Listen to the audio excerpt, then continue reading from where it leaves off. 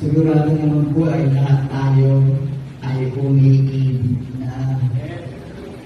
Sigurado po ba na kaming lahat ay umiibig na? Umiibig na sa aming Panginoon Diyos. Amen.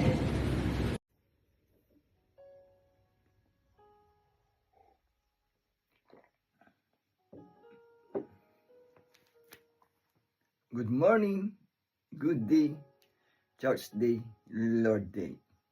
I'm Brother Cesar Capistrano. Muli na naman pong mag-share sa inyo ng Word of God. Ang ating pong topic sa araw na ito, bagong nilalang.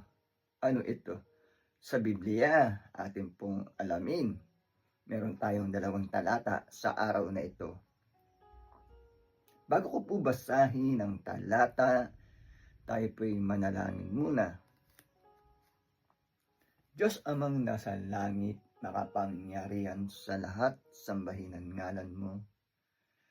Maraming salamat po sa gabay, biyaya na pinagkakaloob niyo sa amin sa bawat isa sa amin. Di po kami magsasawang magpasalamat. Sa muli na naman pong pagdilat ng aming mga mata ay napakalaking biyaya po ito para sa amin. Magagampanan na naman po namin ang aming tungkulin para sa aming sarili, pamilya, trabaho, at kaawaan niyo po kami, Diyos Ama, kung kami po ay nagkukulang sa inyo.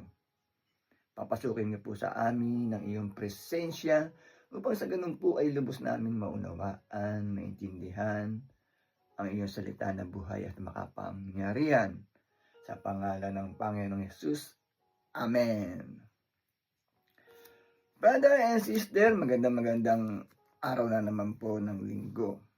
Ang ating topic, bagong nilalang. Ano ito? Sa Biblia, meron po tayong 2 talata sa araw na ito.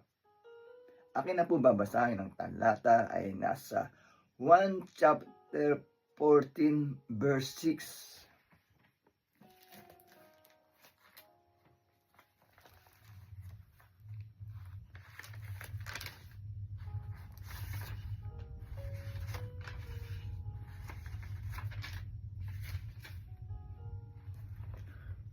1 chapter 14 verse 6.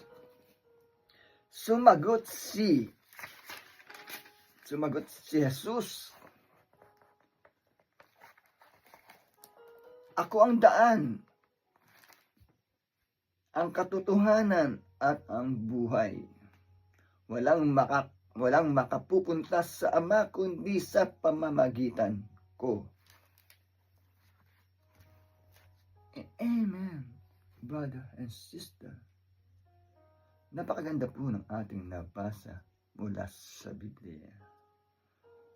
Ang sinabi po ng ating Panginoong Hesukristo, walang makakapunta sa kanyang amang kundi sa pamamagitan niya. Brother and sister, napakaganda po ng ating nabasa mula sa Biblia. Akin naman pong babasahin ng pangalawang talata ay nasa 2 Corinto chapter 5 verse 17. Verse 17.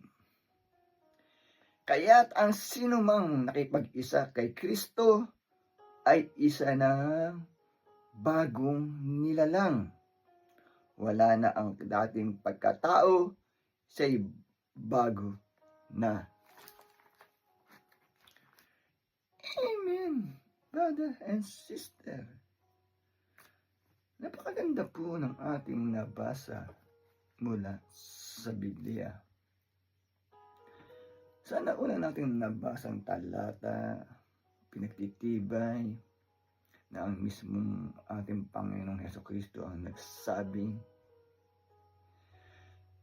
na walang ibang daan o walang ibang paraan upang tayo makasama sa kaharian ng kanyang Ama, kundi sa pamamagitan niya, brother and sister. Ating pong sundin, ating pong gawin ang mga aral na naiwan o naibigay sa atin ng ating Panginoong Hesukristo. At manampalataya po tayo sa ating Panginoong Hesukristo, brother and sister. Doon naman po sa pangalawang talata nating nabasa,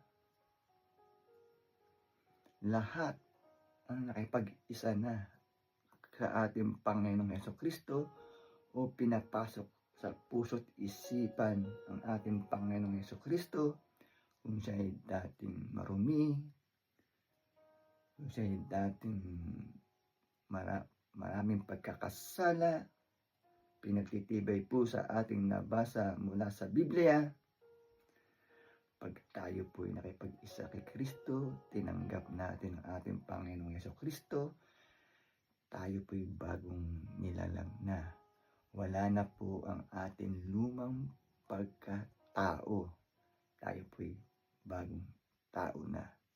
Ayan po ang pinagtitibay sa pangalawang talata na nabasa po natin, brother and sister.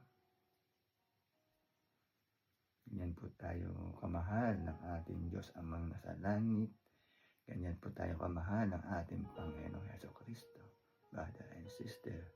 Lahat po ay may pagkakataon magbago, magsisi sa kanilang mga kasalanan upang maging bagong nilalang.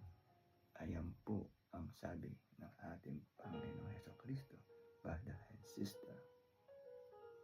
Huwag po tayong mag-alinlangan na sumunod sa mga kautusan ng ating Diyos Amang nasa langit, sumunod sa mga aral ng ating Panginoong Hesukristo upang tayo po makasama sa kaharian ng ating Diyos Amang nasa langit, sa kaharian ng Ama ng ating Panginoong Hesukristo.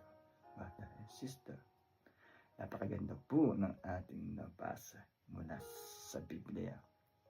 Tapos sana'y huwag tayong magsawa makinig every Sunday upang sa ganun po magkaroon po tayo ng kaalaman, gabay, at control dito sa sanlibutan. Brother and sister, tatapos na po yung ating topic, tayo po yung manalangin muli. Diyos Amang nasa langit, makapangyarihan sa lahat, sambahin ang ngalan mo. Maraming salamat po, nakapagpakinig na naman po kami ng iyong salita na buhay at makapangyarihan na nagbibigay lakas po sa aming katawan at espiritual. Maraming salamat po. Sa ngalan ng Panginoong Hesus. Amen. Brother and sister, magandang araw na naman po ng linggo. Salamat po sa walang sawang pakikinig. Lagi po tayong mag-iingat at magdadasal. God bless to all.